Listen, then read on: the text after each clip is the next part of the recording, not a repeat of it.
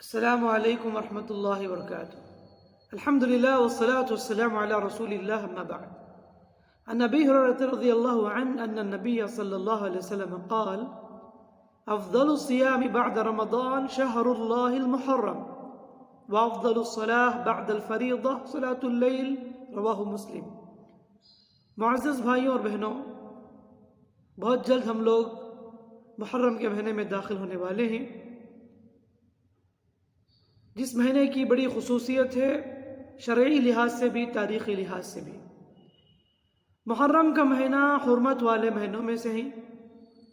حرمت والے مہینوں میں سے ہے. اللہ نے فرمایا کہ ان عدت الشہور عند اللہ 12 شہرا فی کتاب اللہ یوم خلق السماوات والارض منها 4 حرم. یعنی اللہ کے نزدیک مہینوں کی تعداد 12 ہیں. جس دن سے اللہ نے آسمان زمین کی تخلیق کی اس دن سے 12 ہیں. منها 4 حرم، 12 میں سے 4 مہینے حرمت والے مہینے ہیں. ذی قعدہ، ذی الحجہ، محرم، رجب. حرمت والے مہینے کا مطلب یہ ہے کہ اس مہینے میں آدمی گناہ سے دور رہے، شرک و بدعت و خرافات، اللہ کی نافرمانی، معصیت سے دور رہے. حتیٰ کہ جاہلیت میں بھی کفار لوگ ان مہینوں کی تعظیم کرتے تھے، جنگ وغیرہ نہیں کرتے تھے، قتال وغیرہ نہیں کرتے تھے. تو لہٰذا یہ حرمت والے مہینوں میں سے محرم کا مہینہ، ہم اس مہینے کی قدر کرنی چاہیے اور گناہوں سے دور رہنا ہے.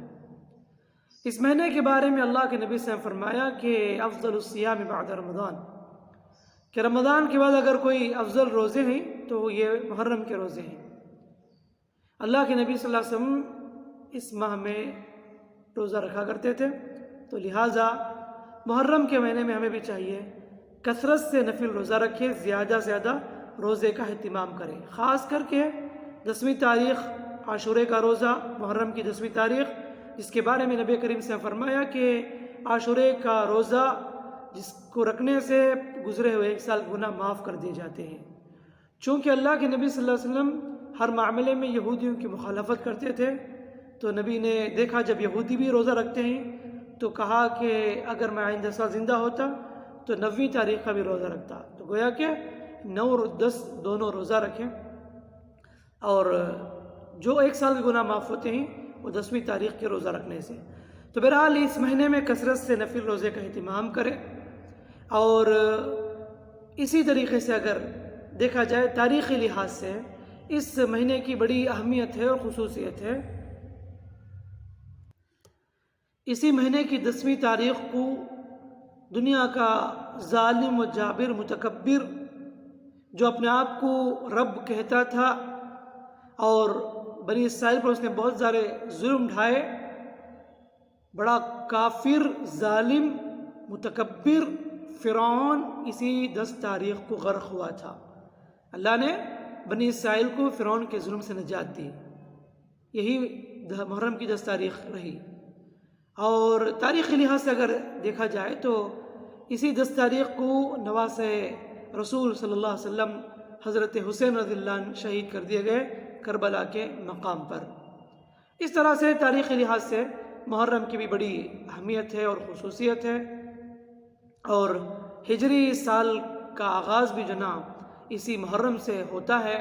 حضرت عمر بن خطاب رضی اللہ عنہ کے زمانے میں جب بات آئی کہ مسلمانوں کی کوئی تاریخ ہونی چاہیے جس کو یاد رکھے، یاد کر سکے، تو مشورہ ہوا کہ اللہ کے نبی صلی اللہ علیہ وسلم کی ولادت کو بیس بنا کر تاریخ بنائے جائیں، یعنی وہ شمار کیے جائیں. تو اسے رد کر دیا گیا. دوسرا مشورہ آیا کہ نبی کریم صلی اللہ علیہ وسلم جب سے نبی بنائے گئے اس تاریخ کو بیس بنا کر ہم آغاز کریں گے.